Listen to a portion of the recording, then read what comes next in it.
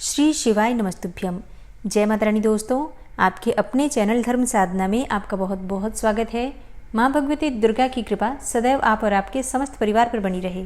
प्रत्येक मास की त्रयोदशी तिथि को प्रदोष का व्रत किया जाता है और ऐसी मान्यता है कि इस व्रत को धारण करने से समस्त प्रकार की कामनाएं पूर्ण हो जाती हैं, समस्त प्रकार के पापों का, दोषों का निवारण हो जाता है मात्र प्रदोष का व्रत धारण करने से। पुराणों में इस प्रकार का वर्णन मिलता है कि प्रदोष का व्रत अगर आप धारण करते हैं तो 2 गाय दान करने जितना पुण्यफल आपको प्राप्त हो जाता है।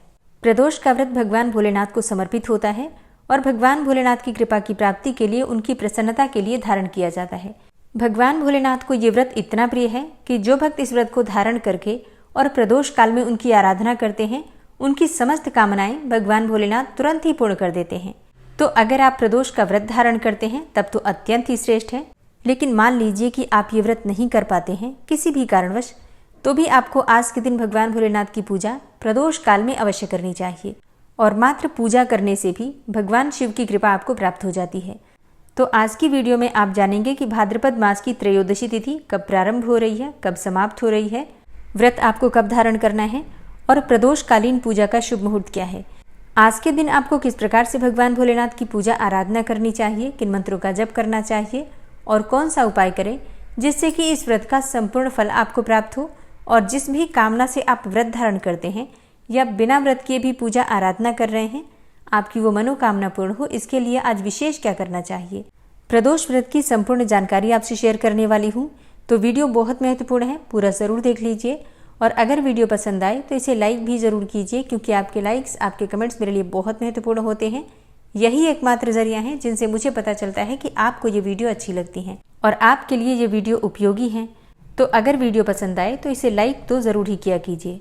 और अब सबसे पहले जानते हैं कि त्रयोदशी तिथि कब प्रारंभ हो रही है, कब समाप्त हो रही है और व्रत आपको कब धारण करना है। देखिए, त्रयोदशी की तिथि प्रारंभ हो रही है 15 सितंबर 2024 को, यानी कि रविवार के दिन शाम को 6:12 पर, और समाप्त हो रही है अगले दिन यानी कि 16 सितंबर को दोपहर में 3:10 पर। ऐसे में प्रदोष का व्रत हमें कब धारण करना है। तो देखिए, वैसे तो सूर्योदय कालीन त्रयोदशी तिथि हमें प्राप्त हो रही है 16 सितंबर को, लेकिन वो तिथि समाप्त हो जाएगी दोपहर में 3:10 पर। और प्रदोष के व्रत में संध्या कालीन त्रयोदशी तिथि बहुत महत्वपूर्ण मानी गई है। ऐसे में जब 15 सितंबर को शाम को संध्या कालीन त्रयोदशी तिथि हमें प्राप्त हो रही है, तो इसी दिन हमें प्रदोष का व्रत धारण करना है। तो भाद्रपद मास के शुक्ल पक्ष का प्रदोष व्रत रखा जाएगा 15 सितंबर 2024 रविवार के दिन।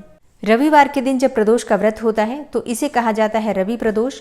और शिव पुराण और स्कंद पुराण के अनुसार इस दिन उपवास रखने से साधक को रोगों से, दोषों से मुक्ति मिल जाती है।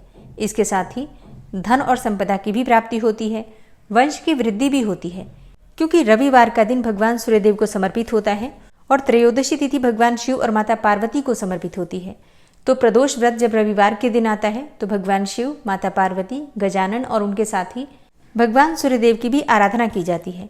और रवि प्रदोष के दिन भगवान शिव, माता पार्वती के साथ जब हम भगवान सूर्यदेव की आराधना करते हैं तो किसी भी प्रकार की आपकी कामना हो पूर्ण हो जाती है। सरकारी नौकरी की कामना हो, संतान प्राप्ति की कामना हो, धन ऐश्वर्य की कामना हो, समृद्धि की कामना हो या फिर मान सम्मान प्रतिष्ठा की कामना हो, सभी प्रकार की कामनाएं मात्र शिव, पार्वती और सूर्यदेव की आराधना से पूर्ण हो जाती है। इसके साथ ही दीर्घ आयु की भी प्राप्ति होती है। तो ये दिन बहुत महत्वपूर्ण होता है। रवि प्रदोष का व्रत आपको जरूर धारण करना चाहिए। मान लीजिए आप नहीं धारण कर पाते हैं तो पूजा अवश्य कीजिए प्रदोष काल में। पूजा कैसे करना है आपको, देखिए, अगर आप व्रत धारण करते हैं या भगवान शिव की वैसे भी आराधना करना चाहते हैं प्रदोष व्रत के दिन, तो आपको सुबह जल्दी उठना है। ब्रह्म मुहूर्त में उठ जाइए। उठकर नित्य कर्मों से निवृत्त होकर स्नान कर लीजिए, साफ स्वच्छ वस्त्र धारण कर लीजिए। स्नान करने के बाद सबसे पहले भगवान सूर्यदेव की पूजा की जाती है, उन्हें जल दिया जाता है। तो एक तांबे के पात्र में थोड़ा गंगा जल, थोड़ा शुद्ध जल, मतलब शुद्ध जल से उस पात्र को भर लीजिए। उसमें रोली, अक्षत और पुष्प डालकर भगवान सूर्यदेव को जल दीजिए। ओम घृणी सूर्याय नमः इस मंत्र के द्वारा भगवान सूर्यदेव को जल देते हुए आपके मन की जो भी कामना हो भगवान सूर्यदेव से कहिए और उनसे प्रार्थना कीजिए, तो आपकी कामना निश्चित ही पूर्ण होती है। इसके बाद अपने घर के मंदिर में आ जाइए। मंदिर की साफ सफाई करने के बाद आपको शुद्ध घी का एक दीपक जलाना है। प्रतिदिन जो आप पूजा करते हैं नित्य की पूजा, उसी प्रकार से आपको नित्य की पूजा करनी है और वहीं पर बैठकर अपने व्रत का या पूजा का संकल्प लेना है। अपने दाहिने हाथ में अक्षत, जल, पुष्प और एक सिक्का लेकर अपने व्रत का संकल्प ले लीजिए और भगवान भोलेनाथ से प्रार्थना कीजिए कि आपके व्रत को निर्विघ्न पूर्ण करें, किसी भी प्रकार की विघ्न बाधा आपके व्रत में ना आए। इसके बाद विधि विधान से भगवान शिव माता पार्वती की पूजा कर लीजिए, उनकी आरती कर लीजिए। दिन में आपको व्रत रहना है तो व्रत आप फलाहार के द्वारा कर सकते हैं, जलाहार के द्वारा कर सकते हैं या फिर निर्जल भी रह सकते हैं। जैसी भी आपकी शारीरिक क्षमता हो आप उसी के अनुसार व्रत कर सकते हैं। शाम के समय फिर से विधि विधान से भगवान शिव की पूजा की जाती है प्रदोष काल में। भगवान भोलेनाथ की पूजा की सामग्री आप सभी जानते हैं। जलाभिषेक के लिए आपको जल चाहिए, पंचामृत चाहिए या फिर कच्चा दूध चाहिए।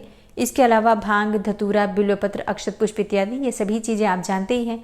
सभी चीज़ें एकत्र करके रखिए और फिर शाम को प्रदोष काल से पहले आप स्नान करके और शुद्ध होकर भगवान शिव की पूजा चाहें तो आप घर के मंदिर में भी कर सकते हैं, अपने घर में शिवलिंग बनाकर, मिट्टी का शिवलिंग बनाकर, या फिर घर में शिवलिंग है तो उनकी भी आराधना कर सकते हैं, या चाहे तो आसपास कोई मंदिर हो तो मंदिर में भी जा सकते हैं। विधि विधान से भगवान शिव की पूजा करने के बाद आपको उन्हें भोग अर्पित करना है। भोग में आप फलों का भोग लगा सकते हैं, चाहे तो सफ़ेद मिठाई का भोग लगा सकते हैं। अब जैसे कि रवि प्रदोष है तो रवि प्रदोष के दिन अगर आप भगवान शिव को गुड़ का भोग लगाते हैं तो इसे श्रेष्ठ माना जाता है। तो गुड़ या फिर गुड़ से बनी हुई मिठाइयाँ या फिर हलवा इत्यादि बनाकर भी भगवान को भोग आप लगा सकते हैं। रवि प्रदोष व्रत के दिन अगर आप भगवान भोलेनाथ को आटा और गुड़ का हलवा बनाकर और भोग लगाते हैं और उनसे अपनी प्रार्थना करते हैं तो बहुत जल्दी आपको आर्थिक समस्याओं से मुक्ति मिल जाती है। आप चाहे कर्ज से परेशान हो या आप आर्थिक तंगी से परेशान हो, जैसे कि धन का आना, धन आता नहीं है या फिर धन टिकता नहीं है, तो ऐसी कोई भी परेशानी है आप इस भोग को रवि प्रदोष के दिन लगाइए और फिर प्रसाद स्वरूप में परिवार के सभी सदस्य मिलकर ग्रहण कीजिए। विश्वास कीजिए कुछ ही दिनों में आपकी परेशानियों से आपको मुक्ति मिल जाती है। इसके अलावा आप चाहे तो खीर का भोग भी लगा सकते हैं, मतलब दूध और चावल की खीर बनाकर या फिर दूध और मखाने की खीर बनाकर। देखिए ये सब चीज़ें आपकी अपनी इच्छा पर निर्भर करता है। आप अपनी सामर्थ्य के अनुसार किसी भी वस्तु का भोग लगा सकते हैं, चाहे तो गुड़ का, बताशे का, शक्कर का या फिर चीनी का, जो भी आपके पास उपलब्ध हो। फल मिठाई इत्यादि किसी भी वस्तु का भोग लगाते हैं तो भी भगवान शिव प्रसन्न हो जाते हैं। लेकिन फिर भी आपको थोड़ा सा गुड़ अवश्य अर्पित करना चाहिए। अगर आप कर्ज से बहुत अधिक परेशान हैं या फिर आपकी जन्म कुंडली में सूर्य कमजोर है तो ऐसी अवस्था में आज के दिन आपको जल में थोड़ा सा गुड़ डालकर और शिवलिंग का अभिषेक करना चाहिए। इससे आपकी परेशानियों से आपको बहुत जल्दी मुक्ति मिल जाती है। इसके बाद भांग, धतूरा, बिल्वपत्र, अक्षत इत्यादि सभी चीजें एक एक करके अर्पित कीजिए। भगवान शिव के मंदिर में शुद्ध घी का दीपक जलाइए और कपूर से उनकी आरती कीजिए। इसके बाद क्षमा प्रार्थना कर लीजिए और पूजा पूर्ण करने के बाद, मतलब संध्याकालीन पूजा पूर्ण करने के बाद आप चाहें तो अपना व्रत खोल सकते हैं।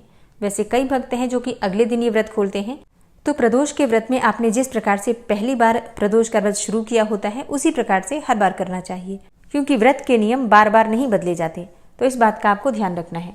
अब जानते हैं कि प्रदोषकालीन पूजा का शुभ मुहूर्त क्या है।